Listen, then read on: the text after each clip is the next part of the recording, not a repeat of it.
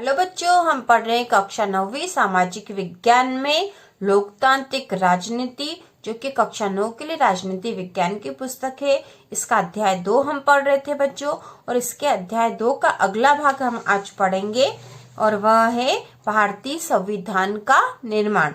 यदि आपने इसके पहले के 2 भाग नहीं देखे हैं तो आप हमारे चैनल की प्लेलिस्ट में जाकर देख सकते हो, जिससे कि आपको ये पाठ अच्छे से समझ में आए। और इसी तरह के और वीडियो देखने के लिए चैनल को सब्सक्राइब कीजिए। भारतीय संविधान का निर्माण। दक्षिण अफ्रीका की ही तरह भारत का संविधान भी बहुत कठिन परिस्थितियों के बीच बना। भारत जैसे विशाल और विविधता भरे देश के लिए संविधान बनाना आसान काम नहीं था। भारत के लोग तब गुलाम की हैसियत से निकलकर नागरिक की हैसियत पाने जा रहे थे। देश ने धर्म के आधार पर हुए बंटवारे की विभीषिका झेली थी। भारत और पाकिस्तान के लोगों के लिए बंटवारा भारी बर्बादी और दहलाने वाला अनुभव था, क्योंकि भारत जब आजाद हुआ था तो आजाद होने के साथ ही भारत का बंटवारा हो गया था। भारत और पाकिस्तान 2 अलग अलग देश बन गए थे, और इस बंटवारे के कारण बहुत सारी जो दुख दर्द लोगों ने सहन करे थे। विभाजन से जुड़ी हिंसा में सीमा के दोनों तरफ कम से कम 10 लाख लोग मारे जा चुके थे। एक बड़ी समस्या और भी थी। अंग्रेजों ने देसी रियासतों के शासकों को यह आजादी दे दी थी कि वे भारत या पाकिस्तान, जिसमें इच्छा हो, अपनी रियासत का विलय कर दे या स्वतंत्र रहे।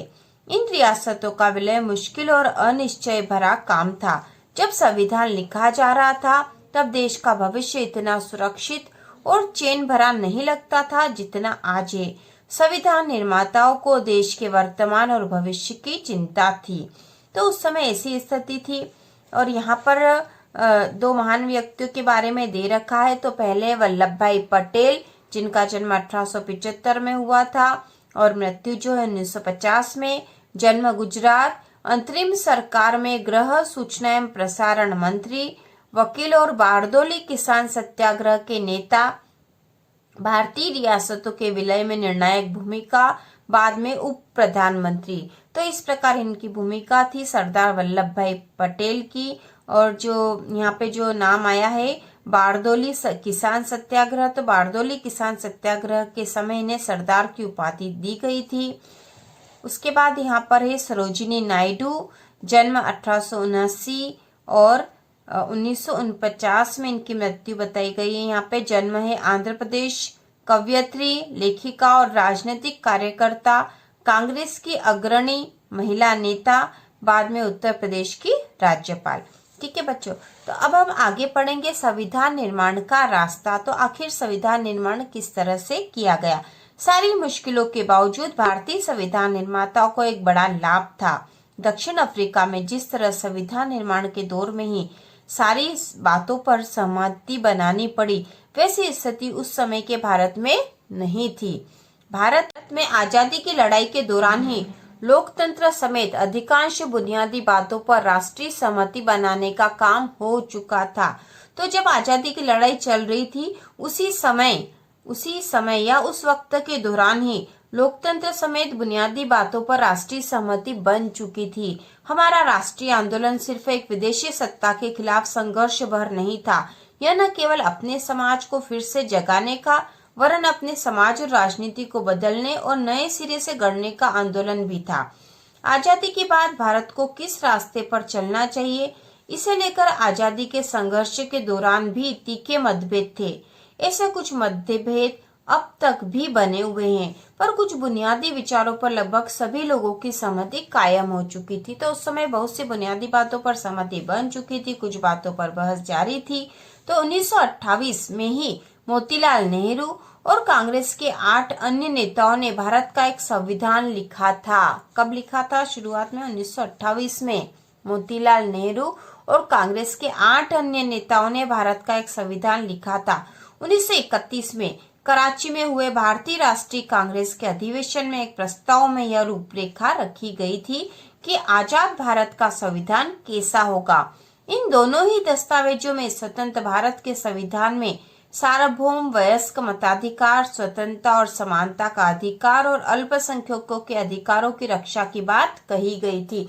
तो जो शुरुआत में संविधान के प्रारूप जैसे जो मसूदे बने थे 1928 में, 1931 में, उसमें जो हमारे देश में आज संविधान में जो मुख्य मुख्य नियम है, सार्वभौम मताधिकार वाला, स्वतंत्रता और समानता का अधिकार वाला और अल्पसंख्यकों के अधिकार की रक्षा की बात वह उस समय भी की गई थी। इस प्रकार संविधान की रचना करने के लिए बैठने से पहले ही कुछ बुनियादी मूल्यों पर सभी नेताओं की सहमति बन चुकी थी।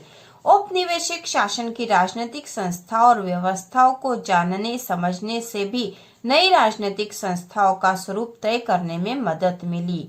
तो औपनिवेशिक शासन की राजनीतिक संस्थाओं, है ना, जो उस समय अपना देश उपनिवेश था, उस समय भी हमारे देश में कुछ राजनीतिक संस्थाएं थी, व्यवस्थाएं चल रही थी, और उन सबको देखने और समझने से भी हमें एक प्रारूप पता चल गया था कि हमें किस प्रकार की व्यवस्था चाहिए।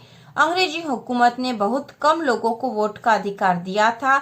इसके आधार पर अंग्रेजों ने जिस विधायिका का गठन किया था वह बहुत कमजोर थी। 1937 के बाद पूरे ब्रिटिश शासन वाले भारत में प्रादेशिक असेंबलियों के लिए चुनाव कराए गए थे। तो 1937 के बाद हमारे देश में चुनाव भी कराए गए थे।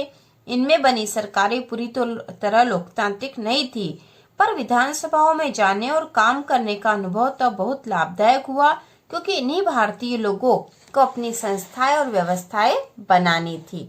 ठीक है, तो उस समय भी चुनाव जो कराए गए थे उससे हमें बहुत फायदा हुआ था, क्योंकि हमें आगे की व्यवस्था हमें कैसी बनानी है इस बात की समझ हो चुकी थी। इसी कारण भारतीय संविधान में कई संस्थाओं और व्यवस्थाओं को पुरानी व्यवस्था से लगभग जस का तस अपना लिया गया, जैसे 1935 का भारत सरकार कानून। तो जो 1935 का भारत सरकार कानून था, जो मसौदा था ये 1935 वाला, उससे बहुत सी व्यवस्थाएं और बहुत सी संस्थाएं हमने वैसी की वैसी अपना ली थी 1935 के भारत सरकार कानून से। आजादी के बाद भारत के स्वरूप को लेकर वर्षों पहले से चले चिंतन और बहसों ने भी काफी लाभ पहुंचाया। हमारे नेताओं में इतना आत्मविश्वास आ गया था कि उन्हें बाहर के विचारों और अनुभवों को अपनी जरूरत के अनुसार अपनाने में कोई हिचक नहीं हुई, क्योंकि भारतीय संविधान में बहुत से अन्य देशों के संविधान के मुख्य मुख्य प्रारूप ले रखे हैं। इसलिए हमारे देश के जो नेता थे, जो विचारक थे, उस समय जो कानून बना रहे थे, उन्होंने अन्य देशों के संविधानों का भी गहराई से अध्ययन किया था।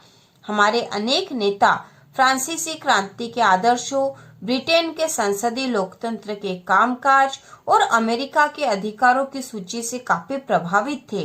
रूस में हुई समाजवादी क्रांति ने भी अनेक भारतीयों को प्रभावित किया और वे सामाजिक और आर्थिक समता पर आधारित व्यवस्था बनाने की कल्पना करने लगे थे। लेकिन वे दूसरों की सिर्फ नकल नहीं कर रहे थे। हर कदम पर वे यह सवाल जरूर पूछते थे कि क्या ये चीजें भारत के लिए उपयुक्त होगी। इन सभी चीजों ने हमारे संविधान के निर्माण में मदद की। तो इस प्रकार संविधान का निर्माण जो था बहुत से विचार विमर्श के बाद हुआ था। अब यहाँ पे मुख्य जो महान व्यक्तियों के जो कुछ जानकारी दी गई है बच्चों, वो हम देख लेते हैं। और ये है अबुल कलाम आजाद। अबुल कलाम आजाद का जन्म 1888, मृत्यु 1958। जन्म सऊदी अरब, शिक्षाविद, लेखक और धर्मशास्त्रों के ज्ञाता, अरबी के विद्वान, कांग्रेसी नेता, राष्ट्रीय आंदोलन में अग्रणी भूमिका, मुस्लिम अलगाववादी राजनीति के विरोधी, बाद में पहले केंद्रीय मंत्रिमंडल में शिक्षा मंत्री। उसी प्रकार टी कृष्णमाचारी का परिचय दे रखा है। जन्म 1899, मृत्यु 1974। जन्म इनका तमिलनाडु में हुआ था। प्रारूप कमेटी के सदस्य, जो हमारे संविधान की प्रारूप कमेटी बनी थी, संविधान की जो प्रारूप कमेटी बनी थी उसके ये सदस्य थे। उद्यमी और कांग्रेसी नेता, बाद में केंद्रीय मंत्रिमंडल में वित्त मंत्री बने थे ये। ठीक है, और नीचे जो दे रखे हैं राजेंद्र प्रसाद, 1884 जन्म और मृत्यु 1963। जन्म बिहार में, संविधान सभा के अध्यक्ष, ठीक है, संविधान सभा के अध्यक्ष, वकील और चंपारण सत्याग्रह के प्रमुख भागीदार, 3 बार कांग्रेस अध्यक्ष, बाद में भारत के प्रथम राष्ट्रपति भी चुने गए थे। ठीक है बच्चों।